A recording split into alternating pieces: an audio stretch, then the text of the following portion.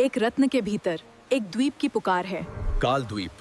किंवदंती कहती है कि वो एक अभिशाप है। हमें सच्चाई जाननी होगी। देखो, धुंध में वो द्वीप दिख रहा है। अंत में हम पहुंच गए।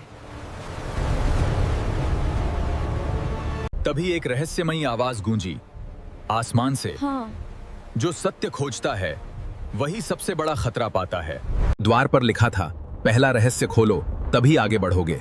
द्वार के सामने 3 मूर्तियां थीं, एक सत्य की और एक सालच की।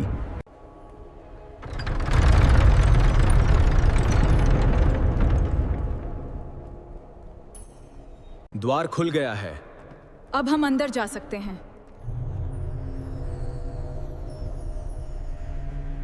देखो ये कितना सुनहरा है। मुझे इसे उठाना होगा। अरे नहीं, महल हिल रहा है। ये क्या हो? मदद करो, मुझे बचाओ। चंद्रमणि के बिना सूर्यमणि अधूरा है। यह सूर्यमणि का चित्र है। उसके नीचे लिखा था, चंद्रमणि केवल आधा रहस्य है। दूसरा रत्न जागेगा तो अंधकार लौटेगा। एक दुष्ट जादूगर ने 2 रत्न बनाए थे। पहला चंद्रमणि, दूसरा कालमणि। चंद्रमणि अच्छाई की शक्ति थी, जबकि कालमणि अंधकार की।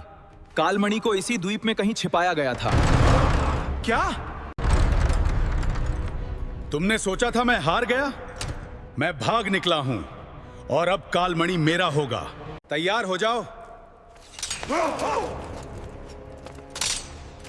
मैं तैयार हूं, तो फिर लड़ो। सोमेश, तुम्हें यह करना बंद कर देना चाहिए। अर्जुन, मेरा यह मानना है कि यह लड़ाई कभी समाप्त नहीं होगी। मैंने तुम्हें चेतावनी दी थी। तुम मुझे रोक नहीं पाओगे।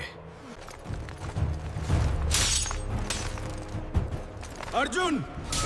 आखिर यहां तक पहुंच गई। कालमणि, तुम इसे कभी नहीं ले जा सकती। मुझे सदियों से इसी पल का इंतजार था।